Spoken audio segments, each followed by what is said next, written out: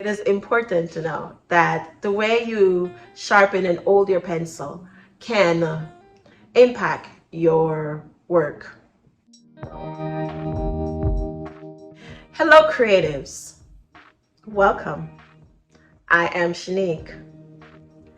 As an artist, it is important to know that the way you sharpen and hold your pencil can impact your work.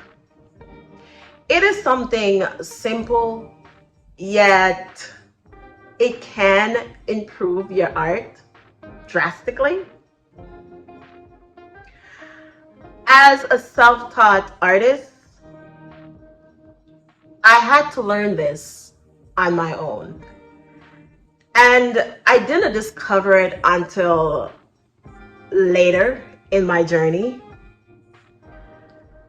So, in this episode, we will explore the proper technique or different ways you can sharpen and hold your pencil just to achieve the desired outcome, and you can save yourself a lot of stress and pulling at your hair trying to figure out why your drawings are not looking the way that you want them to.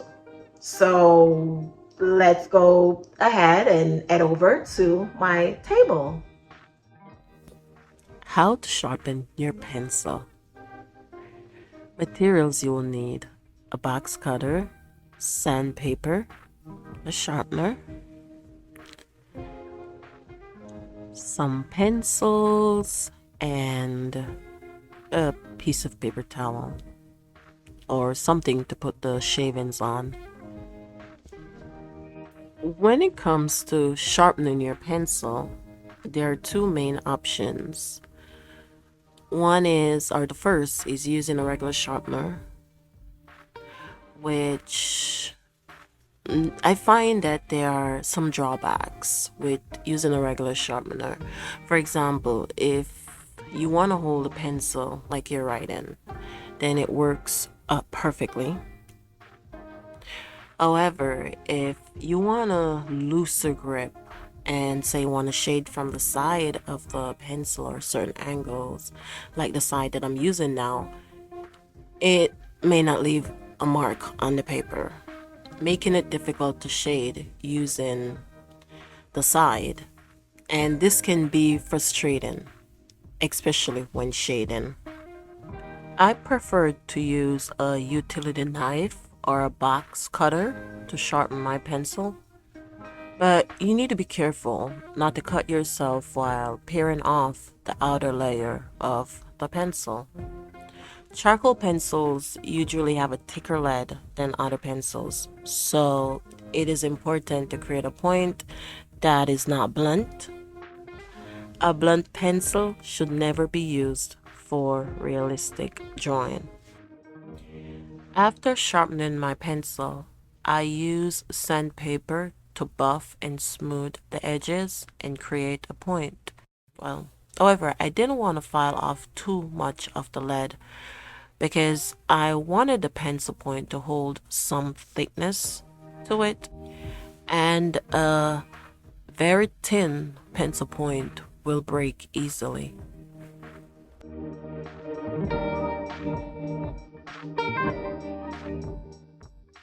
Comparing the two pencils, one sharpened with a regular sharpener and the other with a box cutter, you can see the difference. The pencil sharpened with the box cutter gives more range and can be held from various angles.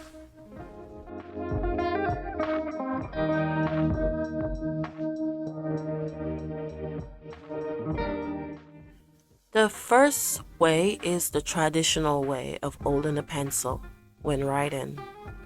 With this grip, you will have better control over the pencil and use the tip of the pencil to make marks. This is ideal for creating thin control lines, small details, or for shading. I personally use this grip to create like kinky hair textures.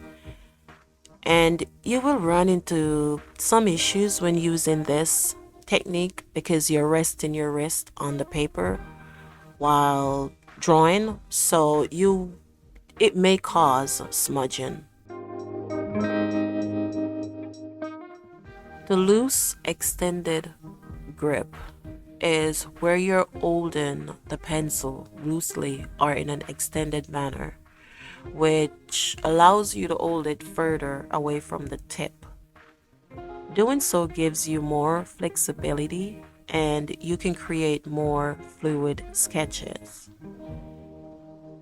Personally, I prefer holding my pencil this way because it is much more relaxing to shade or to sketch. And instead of using the tip of the pencil, I use the side of the point to draw, which produce softer lines that are easier to erase, and I can worry less about smudging my work and focus more on relaxing and enjoying the process.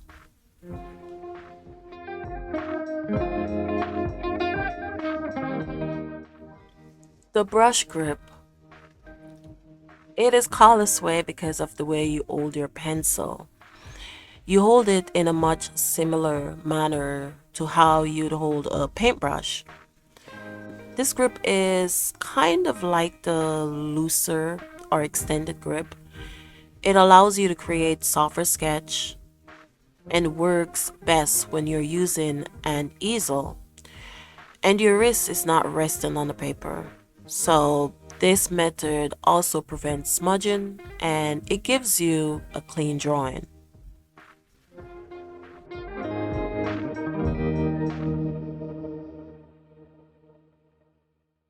With the overhead grip, you hold your pencil upright with the tip of the pencil facing upwards and slightly tilt to the side. It is important to have a well sharpened pencil because of the angle that you're holding it in.